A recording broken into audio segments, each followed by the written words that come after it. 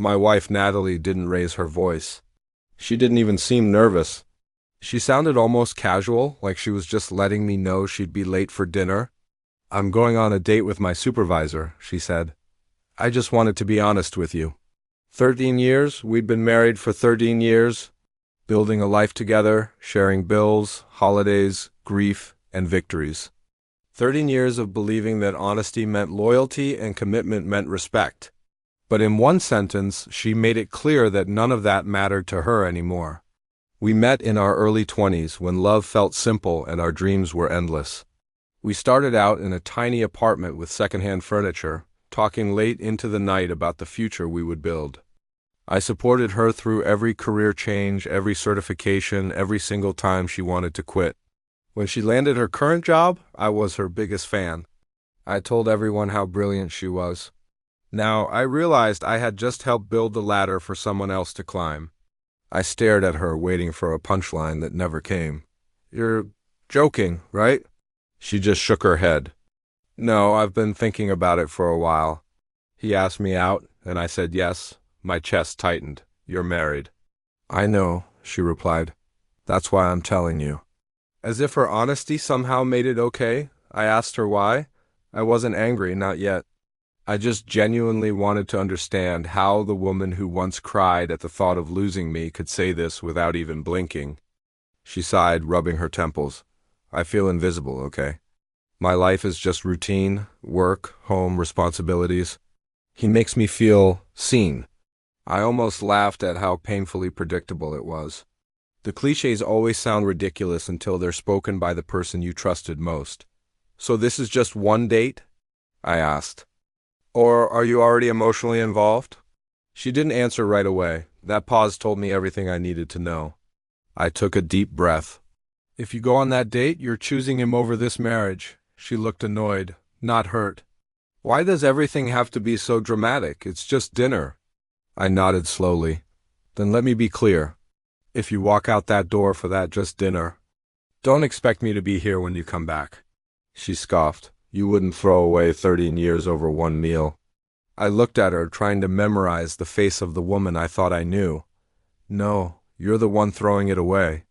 I'm just refusing to pretend it still exists."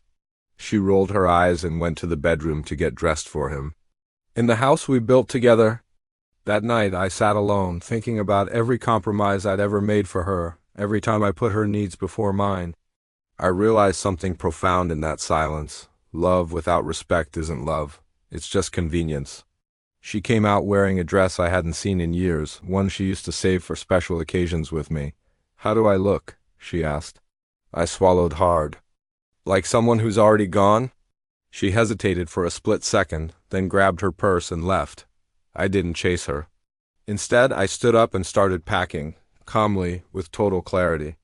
I packed my essentials, my documents, my clothes, things that were mine alone. I left our wedding album on the shelf. It belonged to the past now. Before I left, I wrote a short note and placed it on the kitchen table.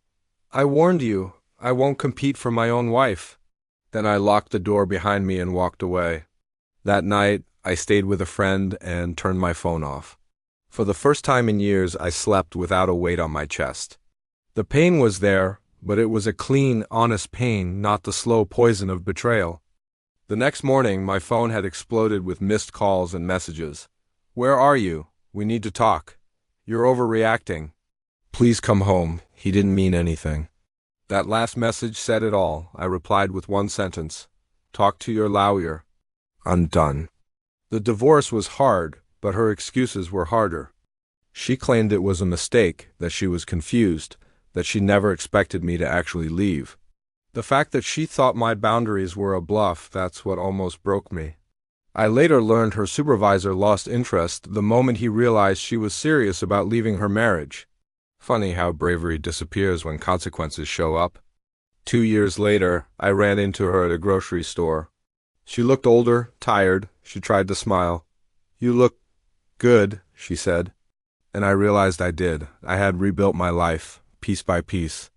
I found myself again, the person I was before I became someone who was constantly trying to keep another person happy.